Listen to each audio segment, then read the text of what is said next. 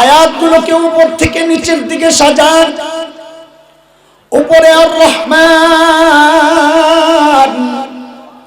মাঝখানে আল্লামাল কুরআন,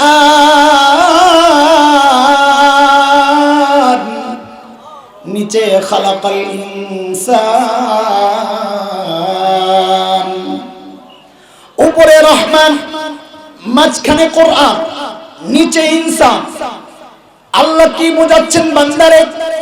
আমি রহমান উপরে, তুমি মানুষ নিচে। আমি রহমানের রহমত যদি তুমি মানুষ পর্যন্ত আনতে চাও, দুনিয়ার কোনো তন্ত্রে মন্ত্রে কাজ হবে না, দুনিয়ার কোনো সিস্টেমে কাজ হবে না। রাস্তা একটাই, রহমান আর বান্দার মাঝখান দিয়া কোরআনকে ঢুকায়া দাও। আল্লাহর বান্দার মাঝখানে কোরআন থাকবে তো আল্লাহর রহমত বান্দা পর্যন্ত আসবে। কোরআন সরে যাবে, আল্লাহর রহমত বান্দা পর্যন্ত আসা বন্ধ হয়ে যাবে। এই খবর শয়তানের আছে কিনা? ওই জন্য দোস্ত, শয়তান মানুষকে রব থেকে বিচ্ছিন্ন করার তার যে চূড়ান্ত টার্গেট, ওটা বাস্তবায়নের জন্য সে যে রাস্তা অবলম্বন করেছে সেটা হচ্ছে বান্দাকে কোরআন থেকে দূরে সরাইয়া দাও, বান্দা অটোমেটিক রব থেকে বিচ্ছিন্ন হয়ে যাবে।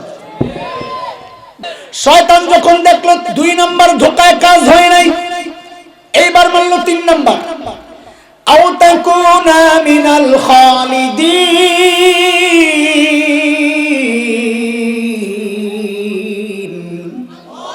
ফল খান না কেন আপনারা? ফল খাইলে আল্লাহ নিষেধ করছেন। হায় আল্লাহ, আল্লাহ কি জন্য নিষেধ করছেন আপনারা তো বুঝেন নাই। বলে কি জন্য? বলে ফল খাইলে জান্নাতে স্থায়ীভাবে থাকার ব্যবস্থা হয়ে যাবে, এটা আল্লাহ চায় না। আলহামদুলিল্লাহি ওয়া কাফা ওয়া সালামুন আলা ইবাদিহিল্লাযীনা ইসতাফা।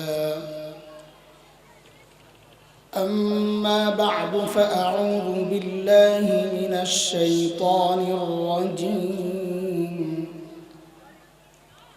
بسم الله الرحمن الرحيم.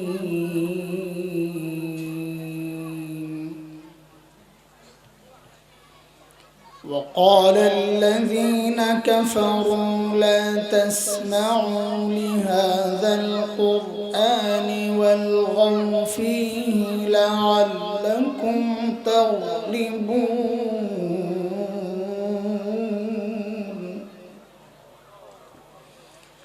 فلنذيقن الذين كفروا عذابا شديدا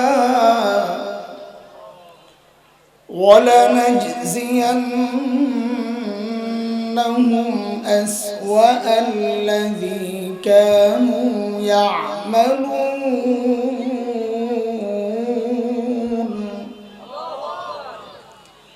ذلك جزاء أعداء الله النار، لهم فيها دار الخلد جزاء بما كانوا بآياتنا يجحدون.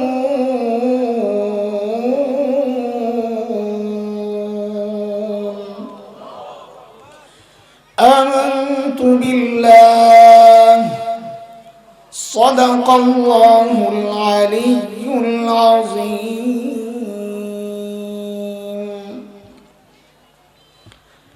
আল আমিন ফাউন্ডেশন টেকনাফ কর্তৃক আয়োজিত আজকের এই বিশাল ইসলাহি মাহফিলের সম্মানিত সভাপতি, উপস্থিত হযরত উলামায়ে কিরাম, মুরব্বিয়ানে আযম, দূর দূরান্ত থেকে আগত ইসলাম প্রিয় সুধী সমাজ, প্রিয় ছাত্র ভাইয়েরা, যুবক বন্ধুরা, পর্দার আলের মা ও বোন, আল্লাহ সুবহানাহু ওয়া তাআলার অশেষ মেহেরবানি, করুণা, দয়া, যে মহান মালিক লাখো কোটি মানুষ থেকে বাছাই করে দিন এই মজলিসে আমাকে আপনাকে একত্রিত করেছে, এটা মালিক। ভাই নিচে বসো। নিচে বসো, সবাই নিচে বসো। চেয়ার সরাও, এই লাইট বন্ধ করো, এই লাইট বন্ধ করো। এবার নিচে বসো।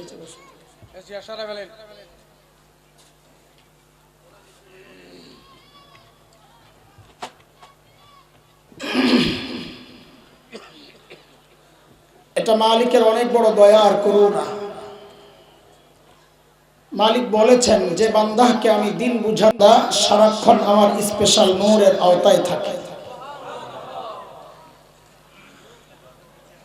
দুর্ভাগ্য ওই ব্যক্তির জন্য যার দিল শক্ত, যে দিন বুঝতে চায় না, বুঝাইতে গেলেও বুঝতে চায় না। আলেমরা তাকে বুঝাইতে চায়, সে চায় খেলতে।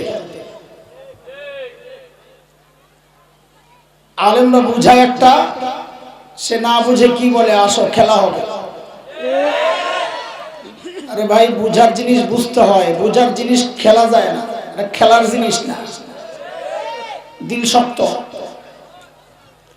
আল্লাহ তাআলা বলেন যাদের দিল শক্ত, দিন বুঝতে চায় না, বুঝেও না, আল্লাহ বলেন ওই বান্দা সারাক্ষণ স্পষ্ট গুমরাহিতে নিমজ্জিত থাকে।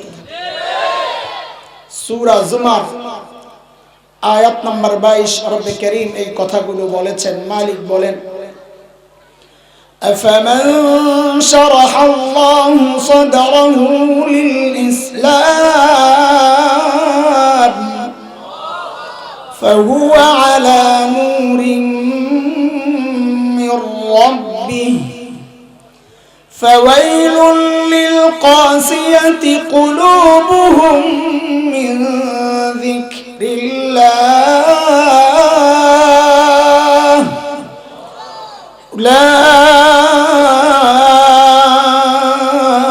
أولئك في ضلال مبين।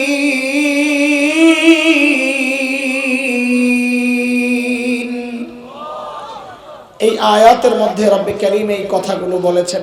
মুহতারাম হাজরিন, যে মহান মালিক এই নিয়ামতে আমাকে ধন্য করলেন, আমাদের ধন্য করলেন, ওই মালিকের শুকরিয়া আদায় করি, জবান খুলে প্রাণ খুলে কালিমাতুশ শুকর উচ্চারণ করি আলহামদুলিল্লাহ।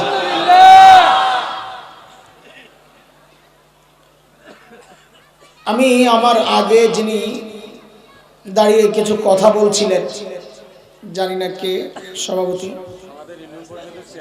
ও আচ্ছা চেয়ারম্যান সাহেব, মাশাআল্লাহ আলেম, আলহামদুলিল্লাহ, আল্লাহ শুকর। চেয়ারম্যান সাহেব তার বক্তব্যের শেষ দিকে সূরা হামিম আস-সাজদার একটা আয়াত তিলাওয়াত করেছেন, আয়াত নাম্বার 26। আমি এর সাথে আরো 2 আয়াত যুক্ত করেছি, 27, 28। চেয়ারম্যান সাহেবের কথাটাকেই আজকে বয়ান বানাইতেছি,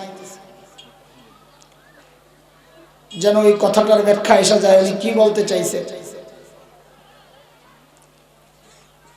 আয়াত 3টা সূরা হামিম আস-সাজদা, যার আরেক নাম সূরা ফুসসিলাত, আমি তিলাওয়াত করেছি 26, 27, 28 3টা আয়াত। যার প্রথম আয়াতটা কাফেরদের একটা বক্তব্য। ইমাম কুরতুবী রাহমাতুল্লাহি আলাইহি বলেছেন, তাফসীরে কুরতুবীর মধ্যে আসছে, রাইসুল মুফাসসিরিন হযরত আব্দুল্লাহ ইবনে আব্বাস রাদিয়াল্লাহু তাআলা আনহুমার বর্ণনা, যে এই আয়াতগুলো আল্লাহ তাআলা মক্কার কাফিরদের সম্পর্কে নাযিল করেছেন। কাদের সম্পর্কে বলেন তো? এলোমেলো হইলে চলবে না, শুরু থেকেই মনোযোগ লাগবে কথা শুনতে। এলোমেলো কথা আমি বলতে পারবো না, এক লাইনের কথা চলবে। আমাদের হাতে সময় কম, আমিও খুব ক্লান্ত, গলা একদম বসা, এই জন্য কথা একদম মনোযোগ দিয়ে না শুনলে কথা মজা লাগবে না।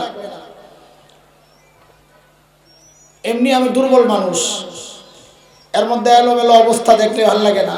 এই এত বড় আয়োজন, আমি জানি না এলাকার সিস্টেম কি, আমি আর কখনো এদিকে আসি নাই, কিন্তু আমার কাছে মনে হচ্ছে এটা আয়োজকদের সাথে পরামর্শ পরে দিলেও পারতাম, কিন্তু আমি চলে যাব, কারোর সাথে বসার সময় আমার নাই। এজন্য বলে যাচ্ছি যে সামনে থেকে একদম এরকম খোলা মাটির মধ্যে না বসায়া একটা টিচানার ব্যবস্থা করলে ভালো হয়। এটা অসুন্দর দেখাচ্ছে আমাদের কাছে। এটা মস্তিষ্কের মধ্যে যখন ফ্রেশ না থাকে পরিবেশ, বয়ান করাও আসলে কষ্ট লাগে। পরিবেশটা সুন্দর থাকলে বয়ান করতেও ভালো লাগে। আপনারা তো ঠিক করবেন, আপনাকে পক্ষে কথা বলছি না, সুবিধা লাগে। আয়াতগুলোকে আল্লাহ তাআলা মক্কার কাফিরদের সম্পর্কে নাজিল করেছেন। আমার সাথে কথা বলা লাগবে, চুপচাপ থাকলে আমি কথা বলতে পারবো না। বলেন কাদের সম্পর্কে নাজিল করেছেন? কাফের না, বলেন মক্কার কাফের। কাফের তো দুনিয়ায় কত মানুষ আছে, মক্কার কাফের। এই জন্য আপনাদের জন্য ভেজাল না লাগে, আমি এখন থেকে মক্কার কাফের বলবো না, আমি বলবো আবু জাহেলদের সম্পর্কে নাজিল করেছেন। কাদের সম্পর্কে? ওই মক্কার কাফিররাই আবু জাহেলরা। আবু জাহেলদের বক্তব্য ছিল দুইটা। প্রথম আয়াতে আল্লাহ এটা আমাদেরকে শোনাইতেছেন, শেষ দুই আয়াতে আল্লাহ আবু জাহেলদের বক্তব্যের জবাব দিয়েছেন। আবু জাহেলদের বক্তব্য হচ্ছে, তারা বলে وقال الذين كفروا لا تسمعوا لهذا القرآن والغوا فيه لعلكم تغلبون। যারা কাফির তারা বলে এই কোরআন শুনবা না, একটা বক্তব্য। দুই নাম্বার ওয়ালগাউ ফীহি, কাউকে শুনতেও দিবা না। কোথাও কোরআনের আলোচনা হলে, কোরআনের তিলাওয়াত হলে হট্টগোল তৈরি করবা যেন অন্যরাও শুনতে না পারে। বক্তব্য কয়টা? নিজে শুনবা না, কাউকে শুনতে।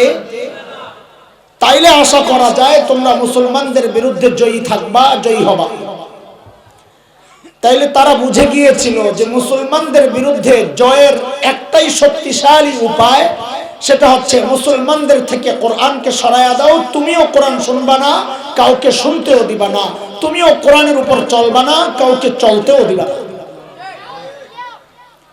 এই বক্তব্যের জবাব আল্লাহ দিয়েছেন দুই আয়াত দিয়া। মালিক বলেন, فَلَنُذِيقَنَّ الَّذِينَ كَفَرُوا عَذَابًا شَدِيدًا وَلَنَجْزِيَنَّهُمْ أَسْوَأَ الَّذِي كَانُوا يَعْمَلُونَ। আল্লাহ বলেন যারা কাফির তাদেরকে আমি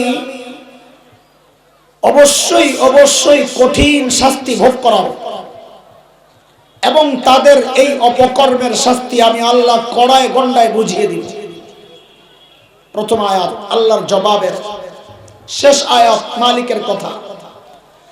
যালিকা জাযাউ আ'দাইল্লাহিন নার লাহুম ফীহা দারুল খুলদ জাযাআন বিমা কানু বিআয়াতিনা ইয়াজহাদুন।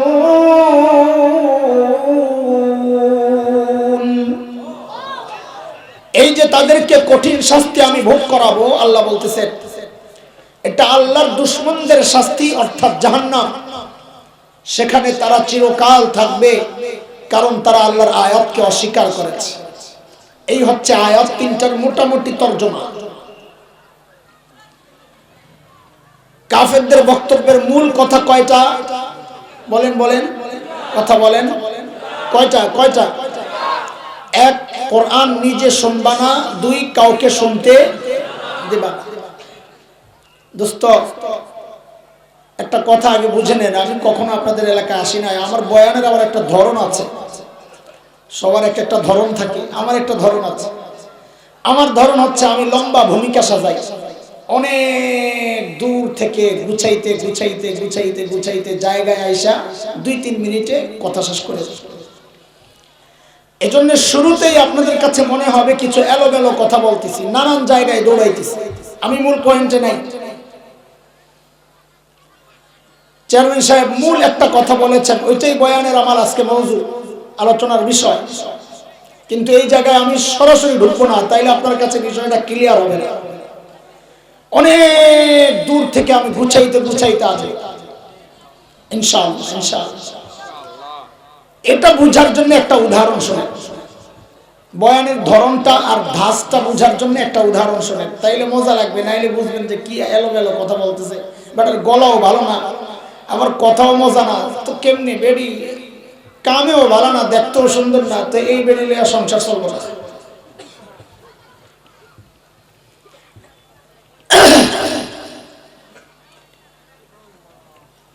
বাড়িতে মেহমান আসছে,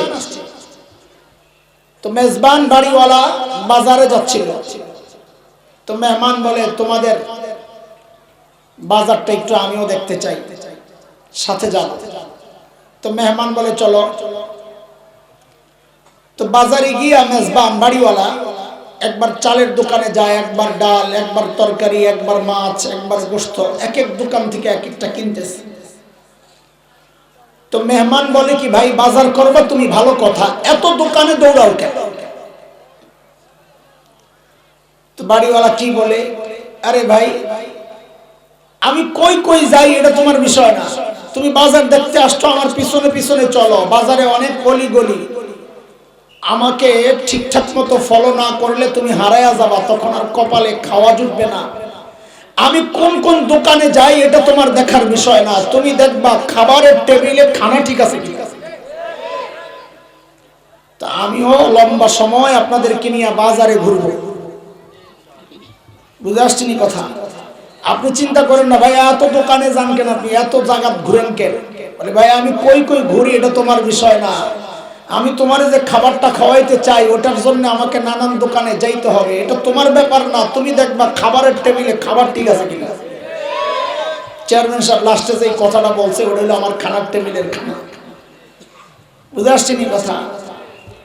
নতুন মানুষ আপনাদের এলাকায়, কোনটা বইলা কোন বিপদে পড়ি, থাক ভাই চেয়ারম্যান সাহেব যেটা বলছে ওটারে ব্যাখ্যা দিয়া যায়, যা যাবে ঝড় ঝাপটা সব এই বেড়ার উপর দিয়া, আমি নাই এই কামে। আপনি আবার চলে যাবেন না আমারে ফেলে, আমি আপনার বক্তব্যের ব্যাখ্যা দিতেছি। কাফেরদের বক্তব্যের মূল কথা দুইটা, কয়টা? এক নাম্বার ওয়ান, কোরআন নিজে শুনবা না, দুই নাম্বার কাউকে শুনতে। মূলত এই বক্তব্যটা ইবলিসের। কার?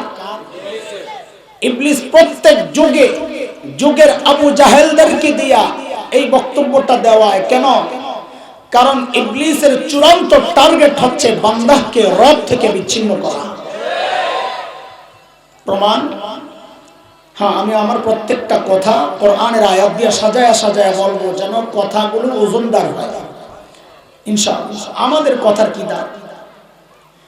ইবলিসের চ্যালেঞ্জ এটা, বান্দাকে রব থেকে বিচ্ছিন্ন করা। ইবলিস বলেছে, সূরা আরাফ আয়াত 16, ইবলিস বলে, আল্লাহ আমাদেরকে জানাইছে, قال فبما أغويتني لأقعدن لهم صراطك المستقيم।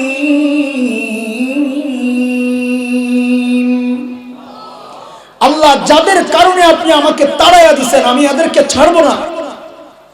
বলে কি করবি? বলে তারা যেই রাস্তা দিয়ে আপনার কাছে আসবে সিরাতে মুস্তাকিম, আমি ওই রাস্তায় বসে যাব, তাদেরকে আসতে দিব না আপনার কাছে। কাজে বুঝা গেল ইবলিসের চূড়ান্ত টার্গেট হচ্ছে বান্দাকে রব থেকে বিচ্ছিন্ন করা। বান্দাকে রব থেকে বিচ্ছিন্ন করার পথ কি, পদ্ধতি কি, পন্থা কি, কোন রাস্তায় আগাইলে বান্দাকে রব থেকে বিচ্ছিন্ন করা যায়, এটা বুঝতে হলে সূরা রহমানের প্রথম 3টা আয়াত একটু খেয়াল করতে হবে। আরেক দোকানে যাইতেছি, চলে। মালিক বলেন, আর রহমান আল্লামাল কুরআন খালাকাল ইনসান।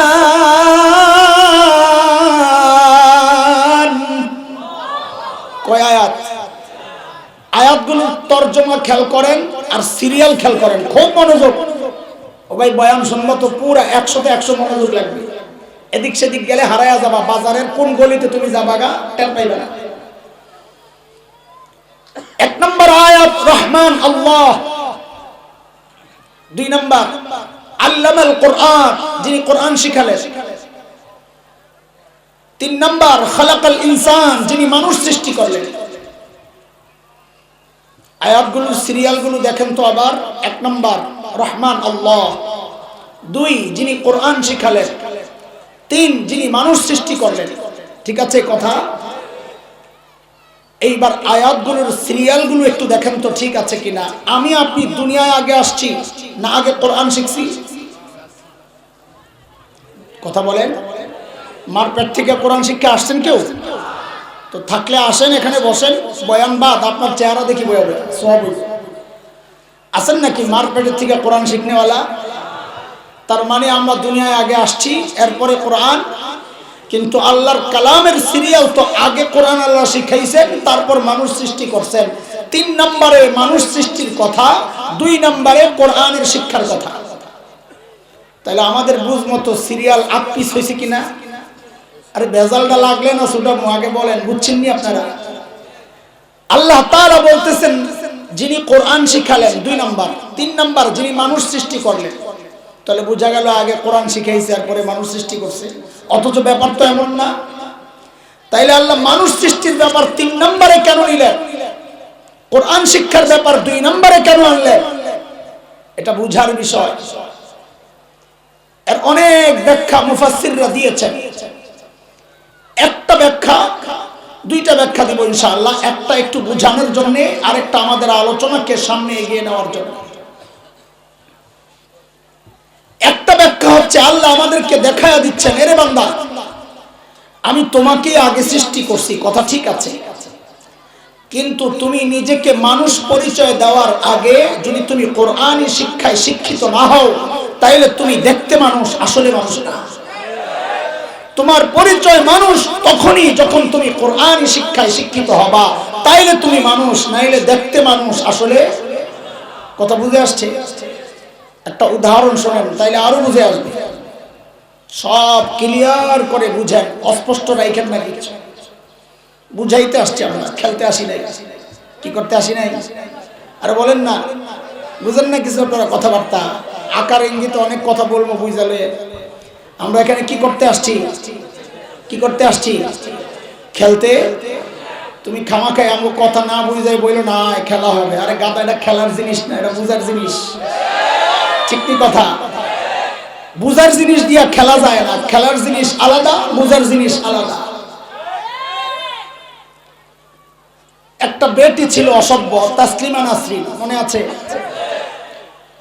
এই বেটির এক বক্তব্য দিয়া কোরআনের এই আয়াতের সিরিয়াল বুঝে আল্লাহ কেন আটপিস করলেন। তাসলিমা তার এক বইয়ের মধ্যে লিখেছে, এই পেট আমার, আমার পেটের মধ্যে আমি যেখান থেকে খুশি সেখান থেকে বাচ্চা নিব। আপনারা তো নাউজুবিল্লাহ কোন, আমি কই বেটি ঠিকই গেছে। কেন? কারণ বেটি বুঝায়া দিছে আল্লাহর কথাই ঠিক। আমি যেহেতু কোরআনী শিক্ষায় শিক্ষিত না, এই জন্য আমি দেখতে মানুষ, আসলে মানুষ না। কেন? যেখান থেকে সেখান থেকে পেটের মধ্যে বাচ্চা নেওয়া, এটা তো মানুষের চরিত্র না, এটা তো কুত্তার চরিত্র। তাসলিমা বুঝাইয়া দিছে যে হ্যাঁ কথা ঠিক আছে, আমি আসলে মানুষ না, আমি আর কুত্তি, কোনো পার্থক্য নাই। আল্লাহ বলেন ওই জন্য আমি কোরআন শিক্ষার ব্যাপার আগে আনছি, মানুষ শিক্ষার ব্যাপার পরে নিছি। কথা ঠিক আছে? এক ব্যাখ্যা দিলাম। আরেকটা ব্যাখ্যা বুঝেন, এটা আমাদের আলোচনাকে সামনে এগিয়ে নেওয়ার জন্য ওই ব্যাখ্যা। আয়াতগুলোকে উপর থেকে নিচের দিকে সাজান। উপরে আর রহমান, মাঝখানে আল্লামাল কোরআন, নিচে খালাকাল ইনসান। উপরে রহমান, মাঝখানে কোরআন, নিচে ইনসান। আল্লাহ কি বোঝাচ্ছেন বান্দারে? আমি রহমান উপরে, তুমি মানুষ নিচে। আমি রহমানের রহমত যদি তুমি মানুষ পর্যন্ত আনতে চাও, দুনিয়ার কোনো তন্ত্রে মন্ত্রে কাজ হবে না। দুনিয়ার কোন সিস্টেমে কাজ হবে না, রাস্তা একটাই, রহমান আর বান্দার মাঝখান দিয়া কোরআনকে ঢুকায়া দাও। আল্লাহর বান্দার মাঝখানে কোরআন থাকবে তো আল্লাহর রহমত বান্দা পর্যন্ত আসবে, কোরআন সরে যাবে আল্লাহর রহমত বান্দা পর্যন্ত আসা বন্ধ হয়ে যাবে। এই খবর শয়তানের আছে কিনা? ওই জন্য দোস্ত, শয়তান মানুষকে রব থেকে বিচ্ছিন্ন করার তার যে চূড়ান্ত টার্গেট, ওটা বাস্তবায়নের জন্য সে যে রাস্তা অবলম্বন করেছে সেটা হচ্ছে বান্দাকে কোরআন থেকে দূরে সরাইয়া দাও, বান্দা অটোমেটিক রব থেকে বিচ্ছিন্ন হয়ে যাবে।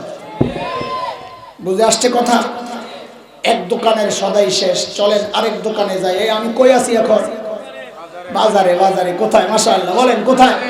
হ্যাঁ, এটা মাথায় রেখেন, যারা পরে আসছে আগা মাথা কিচ্ছু বোঝার দরকার নাই, বুঝে দাও, দেরি করে আছে। চলেন আরেক দোকানে যাই। শয়তান বড় বাটপার। বাটপার কোনোদিন মানুষকে এক পদ্ধতিতে ধোঁকা দেয় না। এক পদ্ধতিতে ধোঁকা দিলে তো ধরা পড়ে যাবে। ছোট্ট একটা গল্প শোনাই। এক চোর গেছে এক বুড়ার বাড়িতে চুরি করার জন্য। বুড়ারা আবার রাগ করেন না যে আমাদের বাড়িতে কেন বাড়াইলেন। কারণ হচ্ছে এখন চোরেরা রাতে যারা চুরি করে এরা জুয়ানদের বাড়িতে যায় না। কি জন্য যায় না? যখনই যায় জানালার দরজার ফাঁক দিয়ে যখন ভিতরে দেখে আল্লাহর বান্দা কেউ না কেউ আসমানের দিকে মোনাজাত ধরে শুয়ে রয়েছে। সুবহানাল্লাহ পড়তেছে। আসমানের দিকে মোনাজাত দিয়ে শুয়ে শুয়ে কি করে? আরে ফেসবুক চালায়। কথা কয় না? আরে কথা ঠিক নেই না? তেমন চোরারা খোঁজে কোন বাড়িতে বুড়া আছে, চুরি করতে সুবিধা। এক চোরা গেছে এক বুড়ার বাড়িতে চুরি করবার জন্য। ঘরের ভিতরে ঢুইকা গাছটি গুটি গোল করতেছে, কিন্তু চোরে জানে না বুড়াও যে ফেসবুক চালায়। তবে বুড়ার ফেসবুক তুমি যেটা মনে করছো ওইটা না। জুয়ানদের ফেসবুক আলাদা, বুড়ার ফেসবুক আলাদা। বুড়ার ফেসবুক হলো পাংসা পানি। কি পাংসা পানি? এটা হলো বুড়ার ফেসবুক। কম্বল মুড়ি দিয়া ঘুম তো আসে না, শুয়া শুয়া পাংসা পানি। এটা বুড়ার ফেসবুক। তুমি ফেসবুক চালাইয়া যে মজা পাও, বুড়ায় পান চাবাইয়া সাদা একটু বাড়াইয়া কাঁচা সুপারিটা দিয়া ওই পানটা চাবাইলে ফেসবুকের চেয়ে মজা বেশি পায়। সিটাং এর কথা হইলো তো আরো মাশাআল্লাহ, যে স্পেশাল সুপারি আপনাকে কক্সবাজারে দেখেই শান্তি। খাওয়ার কথা মনে করলে ডর লাগে, কিন্তু দেখে খুব সুন্দর লাগে। আমার দেখলেই আমার ভয় লাগে, আল্লাহ কি জিনিস এটা, নেশা। তো বুড়া টের পাইছে ঘরে চোর ঢুকছে, কিন্তু এখন ঘরের ভেতরেই যদি ধরে তো চোর তো কিলকনি দিয়া পালায়া যাবে, চিৎকার দিলে আশেপাশের মানুষ টের পাবে না। তো বুড়া চুপচাপ শুয়ে রয়েছে, কয় তুই কাম সার। চোরে গাঠটি গুটি গোল করে উঠানে নিয়ে রাখছে, গাঠটি কান্দে লইব। ঠিক এই মুহূর্তে চাচায় পিছনে যায় খাপ করে চোরে ধরছে। কিন্তু চোর তো ডিজিটাল। আগেরকার দিনের চোরারা খালি গায়ে যাইতো তেল তুল মাইখা, ধরলে প্রুট করে বেরিয়ে যেত। আর এখনকার ডিজিটাল চোর তেল দেয় মাথায়, যেন ধরা পড়লে বুদ্ধি করে বাড়িতে পারে। ঠিক নি কথা? ওই চোরের চাচায় যখন যায় খাপ করে ধরছে, চোর লড়ে সরে না, একদম সোজা দাঁড়িয়ে রয়েছে চাচার মুখের দিকে তাকায়।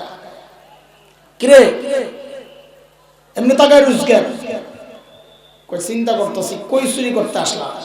কই আইছো? আপনার চেহারাটা পুরা আমার আব্বার মতো। বহুদিন ধরে চাচা আব্বা ডাক শোনে না, পোলা থাকে বিদেশ। যেই না আব্বা বলছে, চাচার মনটা একটু নরম হয়ে গেছে। তারপরে উপরে উপরে একটা ঝাড়ি মারছে, তো চুরি করতে আসিস কেন? কই তো চিন্তা করতেছে। আমার হলো থানায় চলে। কে বলে চোরে? আমার থানায় ঝাড়ি। চাচা কয় চল।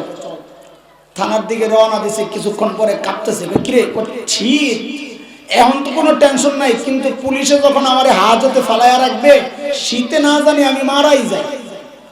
কয় তো তুই শীতের রাতে শীতের কাপড় ছাড়া কেন আইছিস? কয় বাজার আমি কি শীতের কাপড় ছাড়া আইছিলাম, আমি একটা চাদর গায়ে দিয়ে আইছিলাম। কয় চাদরটা কই? কয় চাদর গায়ে দিয়া গাঠটি গোল করতে ঝামেলা, ওই জন্য চাদরটা আপনার ঘরে রাইখা গাট্টিটা রাইখা মনে করছিলাম চাদরটা আনতে যাবো, এর মধ্যেই তো আপনি ধরলেন।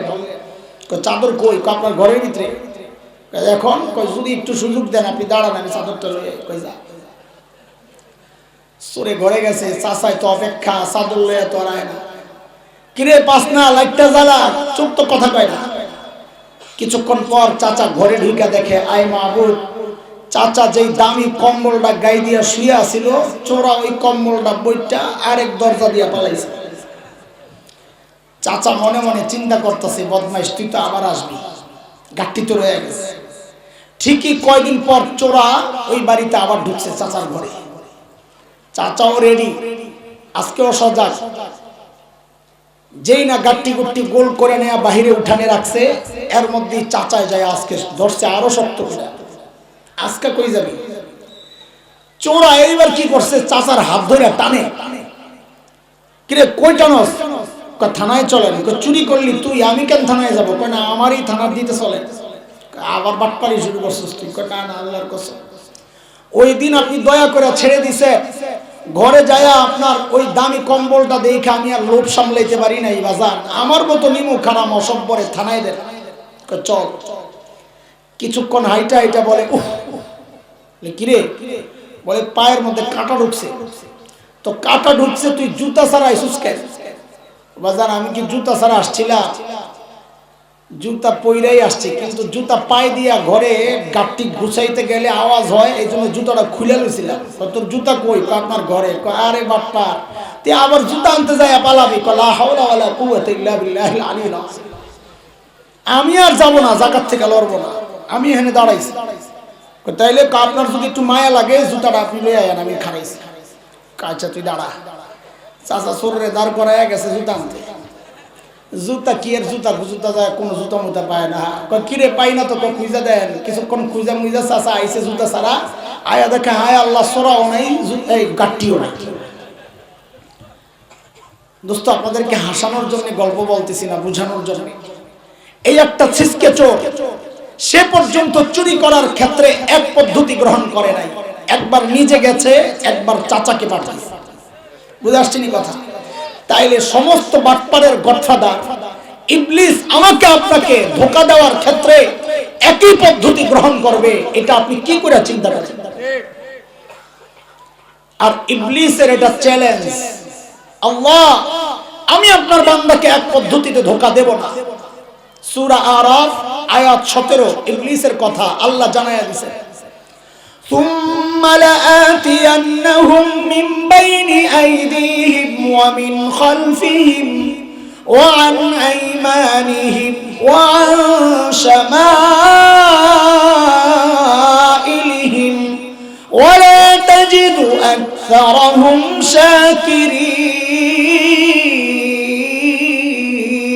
شاكرين। আল্লাহ আমি আপনার বান্দাকে সামনে দিয়া, পেছন দিয়া, ডান দিয়া, বাম দিয়া হামলা করব।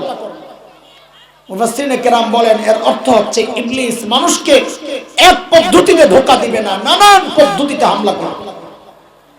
বুঝে আসছে কথা? চলেন আরেক দোকানে যাই। কি সেটা? ঠিক 2 আয়াত পর 20-21 নম্বর আয়াত সূরা আরাফ আল্লাহ বান্দাকে দেখায়া দিবেন, এই দেখ ইবলিসের চ্যালেঞ্জের বাস্তবতা দেখ। তোদের বাবা আর মা আদম আর হাওয়াকে ধোঁকা দেওয়ার ক্ষেত্রে ইবলিস এক পদ্ধতি গ্রহণ করে নাই, 4টা পদ্ধতি গ্রহণ করে তারপর ধোঁকা দিয়েছে। কয়টা বলেন? কথা বলেন কয়টা? কাকে কাকে? বাবা মাকে। কাকে? বাবা আদম আর মা হাওয়াকে ধোঁকা দেওয়ার ক্ষেত্রে ইবলিস কয় পদ্ধতি গ্রহণ করেছে? সূরা আরাফ 20-21 নম্বর আয়াত আল্লাহ বলছেন, খেয়াল করেন। فوسوس لهما الشيطان ليبدي لهما ما وري عنهما من سوآتهما وقال ما نهاكما ربكما عن هذه الشجرة إلا أن تكونا ملكين أو تكونا من الخالدين وقاسمهما إني لكما لمن الناصحين কয় পদ্ধতি কয়টা আমি আয়াতগুলোর তরজমা শোনাবো না আমি শুধু ধোঁকাগুলো আঙ্গুল দিয়ে দিয়ে দেখায় দেই কেন জানেন কারণ সেম ধোঁকাগুলো এই সমাজের মানুষকে ইবলিস দেয় যে ধোঁকা আমার বাবা আর মাকে দেওয়া হয়েছে ওই সেম ধোঁকা এখনো দেওয়া হয় কিন্তু আর হাওয়াকে ইবলিস জিজ্ঞেস করতেছে ফল খান না কেন তো বলে আল্লাহ নিষেধ করছে এই জন্য খাই না তো ইবলিস বলে আরে আল্লাহর কথা তো আপনারা বুঝেন নাই কে বলতেছে কার সামনে আমি আদম আর বলবো না আমি বলবো নবী আপনিও বলবেন নবী তাইলে খেলার জমবে কথাটা বুঝে আসবে সহজে বলেন এই কথা কার আল্লাহর কথা বুঝে নাই কে নবী নবী কে কে বলতেছে আরে কে বলতেছে এটা মাথায় রেখেন এখন থেকে বলবো বক্তব্য ইবলিসের কার সামনে বলতেছে নবীর সামনে বলেন কার সামনে এটা খেয়াল করেন এটা সূক্ষ্ম বিষয় কেন পরে বুঝবেন আয়েশা বলে ফল খান না কেন আল্লাহ নিষেধ করছে হায় হায় আল্লাহর কথা তো আপনারা বুঝেন নাই কি বলছে আশাজারা আলেমরা বুঝে গেছে মারেফা না কেনার পেজ দিছে এবার আপনারা বুঝেন ধরেন এই লাইনে 10টা কাঁঠাল গাছ আছে আয়েশা জিজ্ঞেস করতেছে এই কাঁঠাল খান না কেন আল্লাহ নিষেধ করছে হায় আল্লাহ আল্লাহ নিষেধ করছে আশাজারা মানাহাকুমা রাব্বুকুমা আন হাযিহি শাজারা আল্লাহ এই যে 1 নাম্বার নির্দিষ্ট গাছ এটার ফল খাইতে মানা করছেন আর যে 9টা আছে ওটা তো মানা করে নাই ওখান থেকে খা তো আল্লাহর বক্তব্যের ব্যাখ্যা দিল কে মুফাসসির হুজুরের নাম কি আরে বলেন না মুফাসসির হুজুরের নাম কার সামনে তাফসীর করতেছে কার সামনে ওহো কারবার তাইলে এই জায়গায় আমরা তো বুঝি নাই তাইলে এই সময়ে ইবলিসের দোসররা শরীয়তের ব্যাখ্যা দেয় আয়েশা ওই নবীদের ওয়ারিস উলামায়ে কেরামের সামনে শিখছে কার থেকে আরে শিখছে কার থেকে সময়ের সবচেয়ে বড় শিক্ষক আর আলেম হচ্ছেন নবীরা নবীর সামনে আল্লাহর বক্তব্যের ব্যাখ্যা দিচ্ছে ইবলিস ঠিক ইবলিসের দোসররাও এখন আলেমদেরকে শরীয়তের ব্যাখ্যা বোঝায় আপনারা বুঝেন না এগুলা মূর্তি ভাস্কর্যের মধ্যে পার্থক্য আছে আপনারা হুজুররা বুঝেন না এটা মূর্তি আর ভাস্কর্যের মধ্যে কথা কয় না বলে আপনারা হুজুররা বুঝেন না এগুলা শরীয়ত বুঝাইতেছে আমাদের শিখছে কার থেকে আর আলেমদেরকে যে শরীয়ত বুঝায় বুঝতে হবে সেই ইবলিসের দোষর আমরাও বড় মুসিবতে আছি খুব চাপে আছি এই কথা মানতে চায় না যে ভাস্কর্য মূর্তির মধ্যে পার্থক্য আছে না মানতে চায় না কেস মামলা হামলা নিষিদ্ধ কত ঝামেলা যাইতেছে উপর দিয়া তো শেষে চাপে বইরা মাইনা লইছি মূর্তি আর ভাস্কর্যের মধ্যে পার্থক্য আছে আপনারা মনে মনে চিন্তা করতেছেন আরে হুজুর তো গেল ঘুরা কি করব ভাই বিপদে আছে আমার জায়গায় আপনি থাকলে বুঝতেন ভাই মাইনা লইছি মূর্তি আর ভাস্কর্যের মধ্যে পার্থক্য আছে কি পার্থক্য পার্থক্য হইলো মূর্তি বানাইলে জাহান্নামে যাইতে হবে ভাস্কর্য বানাইলে দোজখে যাইতে হবে ঠিক আছে না পার্থক্য আছে না আরে কথা কয় না পার্থক্য আছে না আছে আছে মূর্তি বানাইলে কই কই ভাস্কর্য বানাইলে কোথায় পার্থক্য আছে না আছে মাইনা লইছি যা এখন খুশি থাক এখন কি খুশি থাক এর মানুষ ধোকায় পড়ে না দ্বীনের ব্যাপারে আলেমের চেয়ে বেশি বোঝা এটা ভালো লক্ষণ না এটা ধ্বংসের লক্ষণ পতনের লক্ষণ পচনের লক্ষণ মরণের লক্ষণ এক আল্লাহর বান্দা মৌলবী দেখতে পারে না আছে না এরকম মানুষ অভাব নাই মৌলবী দেখতে পারে না তা একদিন স্বপ্নে দেখে কি নামাজের মধ্যে ইমামের জায়গায় পিছনে বড় বড় মৌলবীরা হুজুররা এত ঘুমের থেকে উঠাই মনে মনে খুশি মোল্লারা আমারে চিনলো না রে আল্লাহ তো ঠিকই আমার মর্যাদা দিছে মোল্লারা নামাজে আমার পিছনে আর আমি আরে কথা বলো না নিজের ছেলেরে পাঠাইছে সময়ের সবচেয়ে বড় আলেমের কাছে, যা এই স্বপ্নের ব্যাখ্যা লইয়া। দেখবি হুজুররা আমারে দেখতে পারে না তো উল্টা পাল্টা ব্যাখ্যা দিবি। ছেলে গেছে সময়ের সবচেয়ে বড় আলেমের কাছে, হুজুর একটা স্বপ্নের ব্যাখ্যা জানতে হবে। বলে কি? বলে আমার আব্বা স্বপ্ন দেখছে হুজুর আপনারা সবাই পিছনে নামাজের মধ্যে আর আমার আব্বা সামনে।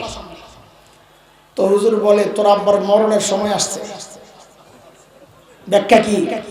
আর কথা বলেন না। কেমনে? তুই যায় দেখ কেমনে। বাড়িতে যাওয়ার পোলায় বুঝা গেছে হুজুর আসলেই খারাপ, আমার বাপে যে দেখতে পারে না কারণ আছে। কি সুন্দর স্বপ্নটা দেখলো আব্বা, আর কি ব্যাখ্যাটা দিল, মৌলবীর আসলেই খারাপ। বাড়িতে গেছে, যায় দেখে ঘরের ভিতর থেকে কান্নার আওয়াজ আসে, আম্মা কাঁদতেছে। দৌড়ে ঢুকছে, মা কান্দেন কেন? তোর বাপ তো মরে গেছে। অবাক হয়ে গেছে, আরে বাপ মরে গেছে। দৌড়ে গেছে হুজুরের কাছে, হুজুর আব্বা তো মরে গেছে, কি ব্যাখ্যা দিলেন এটা? এটাই তো দিলাম, কিন্তু আগা মাথা তো বুঝলাম না কিছু। আরে গাদা, সাধারণ মানুষ নামাজের মধ্যে আলেমের সামনে তো মরার পরেই যায়, জানাজার লাশ সামনে, হুজুর পিছনে। তার মানে তোর বাপের মরণের সময় আসছে, যেহেতু তোর বাপ দেখছে নামাজের মধ্যে আলেম পিছনে, তোর বাপ সামনে, ওই ব্যাখ্যাই তো দিলাম। মনে রাখো এটা তো নামাজের উদাহরণ স্বরূপ আনা। দিন আর শরীয়তের ব্যাপারে যে নিজেকে আলেমের চেয়ে পণ্ডিত ভাবে আর আলেমকে মনে করে বোকা, বুঝে না, খোদার কসম ওনার মস্তিষ্ক বিকৃত হয়ে পতন ধরেছে, পতনে আর মরণের সময় আসছে। শয়তান যখন দেখলো এক নম্বর ধোকায় কাজ হয় নাই, এইবার তার কাজই এটা, একটা ব্যর্থ হইলে আরেকটা মারছে, এবার আরেকটা কি? ইল্লা আন তাকুনা মালাকাইন,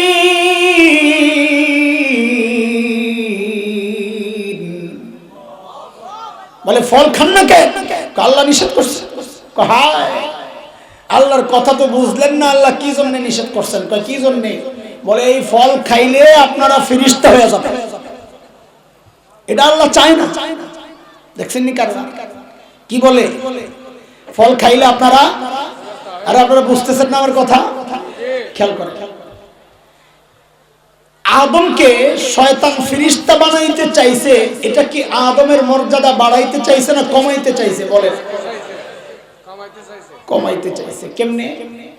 এটা আলেমরা বুঝবে, বুঝে গেছে, আপনারা তো বুঝেন নাই, বুঝাইতে আসছি। খেলতে চাইেন না, বারবার কথাটা বলি না, মজা পাই আমি বলি। আহলুস সুন্নাহ ওয়াল জামাতের আকীদা হচ্ছে সমস্ত নবীদের মর্যাদা সমস্ত মাখলুকের উপরে, এমনকি ফেরেশতাদের উপরে। তো আদম আলাইহিস সালাম নবী, তার মর্যাদা ফেরেশতার উপরে না নিচে? বলেন বলেন, খেয়াল করেন, খুব মনোযোগ দেন। আমি ওই যুগের শয়তানের ওই প্রথম সময়ের চক্রান্তগুলো যে এখনো চলতেছে একটু আঙ্গুল দিয়ে দেখায় দিতেছি, বুঝেন। আদম আলাইহিস সালামকে শয়তান ফেরেশতা বানাইতে চায়া নবীকে কি বলেছি? আদম না, কাকে? নবীকে ফেরেশতা বানাইতে চায়া শয়তান নবীর মর্যাদা কমাইতে চাইছে না বাড়াইতে চাইছে? বলেন এবার তো বুঝছেন কেমনে কমাইতে চাইছে। বলে এই ষড়যন্ত্র কি এখনো চলতেছে? হ্যাঁ চলতেছে, তুমি আমি টের পাই না। কেমনে? এই ষড়যন্ত্র চলতেছে এখন কওমি মাদ্রাসাকে নিয়ে, একই বক্তব্য একটাই, প্যাকেটের মোড়ক চেঞ্জ হয়েছে, উপরটা চেঞ্জ হয়েছে, ভিতরের জিনিস একটাই। কি সেটা? বলে কওমি মাদ্রাসার শিক্ষা সিলেবাস সংস্কার করা দরকার। কেন? বলে বিজ্ঞান ঢুকাও, ইংরেজি ঢুকাও। বলে কি জন্যে? বলে যেন একজন আলেম ডাক্তার হয়ে বের হইতে পারে, একজন আলেম ইঞ্জিনিয়ার হয়ে বের হইতে পারে। বাপরে বাপ, আমাদের জন্য কি মায়া! সুবহানাল্লাহ। আলেমকে কি বানাইতে চাইতেছে? ডাক্তার। আলেমকে কি বানাইতে চাইতেছে? আলেমকে ইঞ্জিনিয়ার বানাইতে চাইতেছে, আলেমকে ডাক্তার বানাইতে চাইতেছে। মর্যাদা বাড়াইতে চাইতেছে না কমাইতে? কেন? নবী আলাইহিস সালাম বলেছেন, খায়রুকুম মান তাআল্লামাল কুরআন ওয়া আল্লামা, জগতের সর্বশ্রেষ্ঠ মানুষ হচ্ছে যারা কোরআনের শিক্ষক, যারা কোরআনের ছাত্র। একজন আলেমের মর্যাদা তো ডাক্তারের উপরে, একজন আলেমের মর্যাদা তো ইঞ্জিনিয়ারের উপরে। কারণ ওই মানুষগুলা যখন এই আলেমকে ডাক্তার বানাইতে চায়, ওই মানুষগুলা যখন এই আলেমকে ইঞ্জিনিয়ার বানাইতে চায়, মর্যাদা বাড়াইতে চায় না কমাইতে চায়? বলেন বলেন। শয়তান যেমন নবীকে চাইছে ফেরেশতা বানাইতে, শয়তানের দোসররা আলেমকে চায় ইঞ্জিনিয়ার বানাইতে। কথা বুঝছেন কিনা বলেন? আমরা একটা পাল্টা প্রশ্ন করতে পারি কি? বলে সমস্যা কি? আমাদের মাদ্রাসার অনেক ছাত্র ধোকায় পড়ে যায়, সমস্যা কি? একজন আলেম ডাক্তার হয়ে বেরিব, একজন আলেম ইঞ্জিনিয়ার হয়ে বেরিব, সমস্যা কি? কোনো সমস্যা নাই, আমরাও চাই আলেম ডাক্তার হয়ে বেরোক, ইঞ্জিনিয়ার বেরোক। কিন্তু আমাদের একটা প্রশ্ন হচ্ছে, এই প্রস্তাব লইয়া কয়দিন মেডিকেল কলেজে গেছো, কয়দিন ইঞ্জিনিয়ারিং কলেজে গেছো, বুয়েটে গেছো কয়দিন, চুয়েটে গেছো কয়দিন, কুয়েটে গেছো কয়দিন, যে মেডিকেল কলেজের সিলেবাস সংস্কার করো। বলে কেন?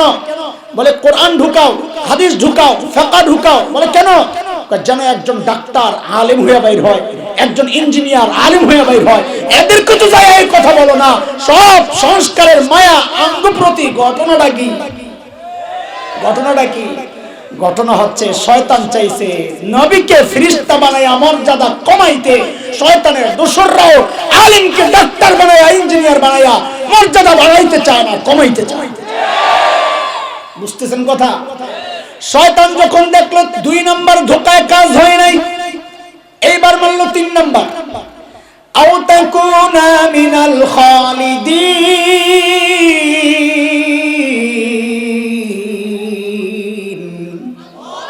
ফল খান না কেন আপনারা? ফল খাইলে আল্লাহ নিষেধ করছেন। হায় আল্লাহ, আল্লাহ কি জন্য নিষেধ করছেন আপনারা তো বুঝেন নাই। বলে কি জন্য? বলে ফল খাইলে জান্নাতে স্থায়ীভাবে থাকার ব্যবস্থা হয়ে যাবে, এটা আল্লাহ চায় না। বুঝছেন? বলে এখানে কি ধোঁকা? এখানে ধোঁকা হচ্ছে আল্লাহর মর্জির খেলাফ বক্তব্য। এটা অপব্যাখ্যা। কেন? কারণ আল্লাহ আদম আর হাওয়াকে জান্নাতে স্থায়ীভাবে থাকার জন্য বানানি নাই, বানাইছেন তো দুনিয়ায় পাঠাবেন বলে। কই?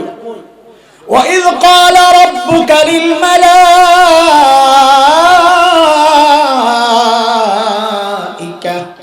ইন্নী জাইলুম ফিল আরদি খলিফা। কই পাঠাবেন? আর বলেন না কই পাঠাবেন? হ্যাঁ, একটা প্রশ্ন আপনাদের জাগতে পারে, যদি জাগে তো জবাব দিব, না হয় খোঁচায়া কথা আগানোর বাড়ানোর দরকার নাই। সেটা হচ্ছে আদম আর হাওয়াকে আল্লাহ যদি দুনিয়ায় পাঠানোর জন্যই বানায়া থাকেন, মাঝখান দিয়ে জান্নাতে কি জন্য পাঠাইলেন? বানায়া ডাইরেক্ট দুনিয়ায় পাঠাইয়া দিতে। জান্নাতে পাঠানোর কারণেই তো শয়তানের সাথে সাক্ষাৎ, গন্ডগোল লেগে গেল। জাগেনি প্রশ্ন? আর প্রশ্ন না জাগলে খামাখা এনে আমার সময় কাটানোর দরকার নাই, সামনে জরুরি কথা রয়ে গেছে।